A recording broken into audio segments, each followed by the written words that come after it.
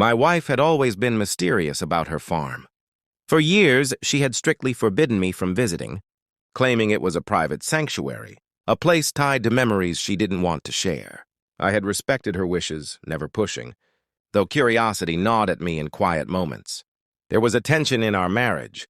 Subtle at first, a few strange absences, whispered phone calls, and her insistence on secrecy about the farm. I told myself it was harmless. Perhaps sentimental nostalgia from a past she didn't want me to see. Then she died suddenly, leaving a silence in the house that seemed to echo with every unspoken word. The grief was raw and suffocating, but I carried it alongside a strange emptiness, a void shaped by her secrets. When the lawyer handed me a small, worn envelope and said, "These are the keys to the farm. Now it's yours," I felt an odd mixture of dread and curiosity. My initial plan had been simple: sell the property, cut ties with what had always been forbidden. But something deeper stirred inside me, a need to understand, to see the life she had shielded from me. The drive to the farm was quiet, the kind of silence that presses in on your thoughts. I imagined fields of golden wheat, a small house with memories hidden in every corner, a place of peace she had protected. The gate creaked when I opened it, as if protesting my presence, and I stepped inside cautiously. Dust motes danced in the sunlight filtering through the trees, a faint smell of earth and hay filling the air. It was beautiful, but there was a strange sense of absence, as if the place itself held its breath, waiting. As I walked through the house, I noticed the care she had taken with every detail. Her handwriting on labels, the photographs carefully framed, and the journals stacked on a shelf, each page a fragment of her secret life. I picked one up, reading her words that shifted my understanding of her completely. She had confided in herself, revealing thoughts she had never shared, desires and regrets that now seemed to haunt the air around me. And then I stumbled upon the truth: hidden letters, old photographs, messages that weren't meant for me, of late nights, secret meetings, and a man whose presence had been kept from our home. I felt my stomach twist, my heart pounding.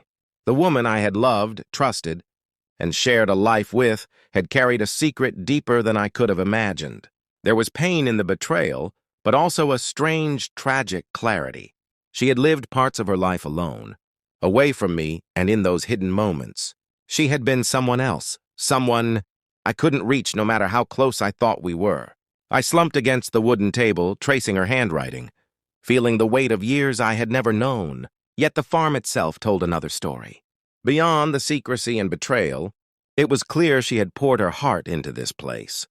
The gardens she had tended, the small animals she cared for, the furniture arranged with thoughtful attention. All of it reflected a side of her that was tender, loving, and deeply connected to the land. I realized that the woman who had betrayed me and the woman who had built this sanctuary were inseparable, paradoxical halves of the same person.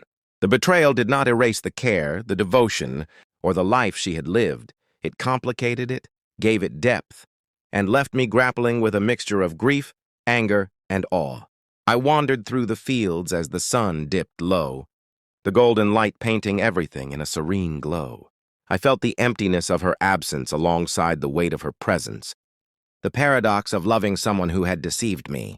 In that silence, I understood that the farm, once forbidden, was now my inheritance, not just of property, but of memory, of a life entwined with secrets, of a love that had been both real and incomplete. I thought of selling it, of moving on, of cutting this chapter clean.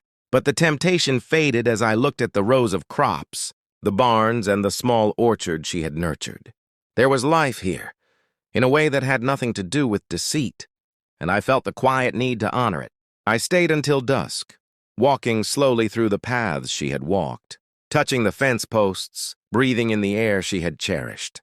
The farm had been hers, secret and sacred, but now it was mine, and with it, the responsibility of holding both her memory and her truths. I felt grief, yes, but also a strange, bittersweet peace. Betrayal had shadowed her life, but it could not erase the beauty she had created, the life she had built with her own hands. I realized that part of loving her even after death was understanding the complexity of who she had been, the secretive, flawed, brilliant woman whose farm now belonged to me. As I drove back home, the keys heavy in my pocket, I understood that the story of her life would never be simple.